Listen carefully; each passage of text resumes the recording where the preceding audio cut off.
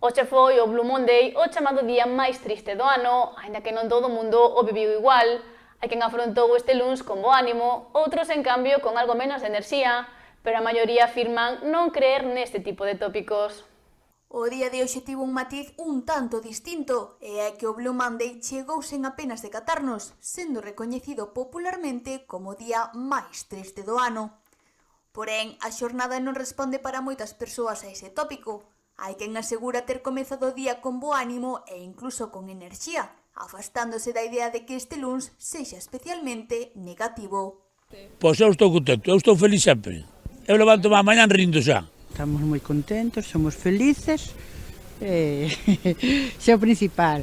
Outras persoas, en cambio, recoñecen sentirse máis cansas ou con menos gañas do habitual, algo que relacionan máis con circunstancias persoais. Mal.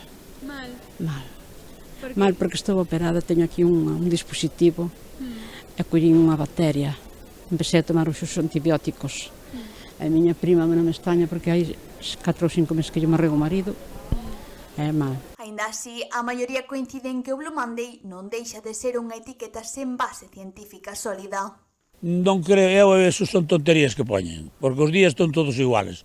O único que hai é que un día está máis frío, tú está máis quente. E un día estás máis alegre, tú estás máis contento.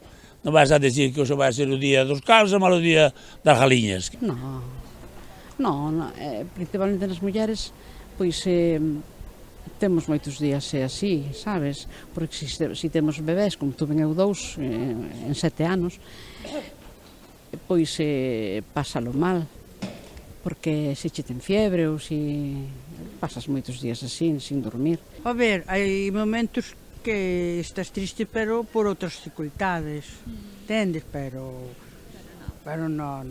En termos xerais, o estado de ánimo depende de múltiples factores persoais e sociais. Por iso, máis alá dos tópicos, este luns transcorre para moitos como un día máis, marcado por sensacións diversas e moi afastadas da idea de tristeza generalizada.